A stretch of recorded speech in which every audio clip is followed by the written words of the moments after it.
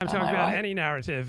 When a major event happens, you'll quickly notice that there's a very similar emotional tone and a very similar narrative that is dispensed from the mainstream media, whether it's from the BBC or the New York Times. And I'm just wondering, why is there usually one dominant narrative for almost every major event? Because the CIA knows what it wants us to believe globally, so that's why it has this dominant narrative. The BBC CEO used to be called the content controller, and that was so obvious what they were doing all along. So this content controller manages our expectations and manipulates our moods by quietening us down, especially during Christmas, where everything is supposed to be quiet and nice, and creating narratives of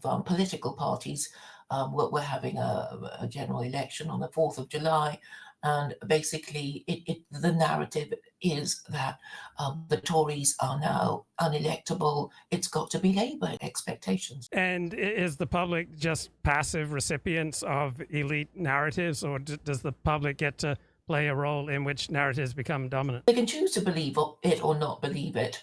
And I think this dominant narrative is meant for the eyes and ears of the average female voter, who won't be interested in geopolitics, probably doesn't understand her own history very well, and certainly isn't interested in the histories of other countries the American empire invades. I noticed about Ukraine, Zelensky was chosen specially for his ability to appeal to a certain demographic, women of a certain age who think, he's got a full head of hair, he was a comedian, he's got a nice looking wife. And which narratives give you the biggest dopamine rush?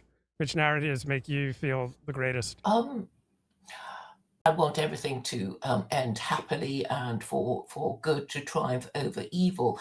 Yuval Harari's book, Sapiens.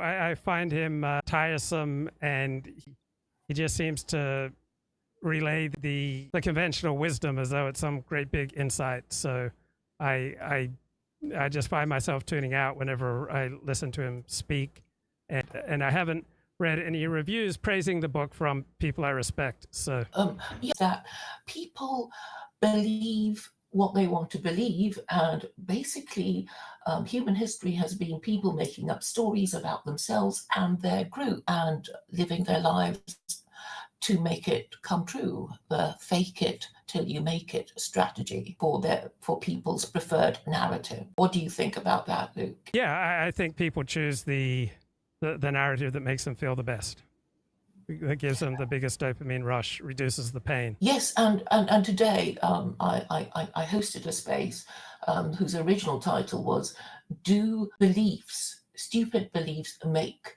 Clever People Stupid?" I was wondering if you had an answer to that question, Luke. Do stupid beliefs make clever people stupid? And we're all stupid in various areas. Nobody's going to be astute in all areas of life. And as we are going to be primarily attracted to those narratives that give us the biggest dopamine rush, many of them are going to be completely disconnected from reality.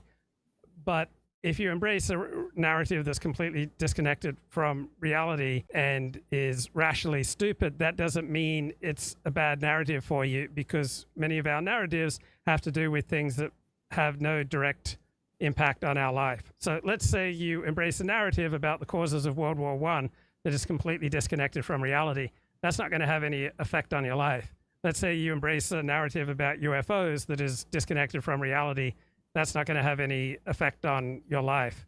If you exchange one type of Christian theology for another type of Christian theology, it's not likely to make a dramatic difference in the quality of your life unless it changes the people that you hang out with, and then it's their social influence that will change your life. So most narratives, most beliefs don't have any direct impact on someone's life. What about religious belief in the Abrahamic God? Because, well, there's supposed to be, all those people who claim to be Jews, Christians, and Muslims, so they're supposed to believe in God. But it's and you've pointed it out before that it doesn't. Even Jews, Christians, and Muslims do not behave in a way that is recognizably different to atheists. Yeah, so the belief in and of itself doesn't make much of a difference in the lives of people who say yes to the belief, except it does make them a little more predisposed to more intense in-group identity. So what will make a difference is if that belief then leads to concrete human connections, and then those will form you, those will affect you. So if you believe in God in a Christian sense, and then this leads you to greater connection with Christians, then those social relationships will have some effect on you. I think that many people, the overwhelming majority of people who claim to be Jews, Christians, and Muslims are in fact atheists. And what you said about, you like Christian culture, you like Christian people, so you join the Christian gang, or you join the Muslim gang, or you convert to Judaism, and it is really about which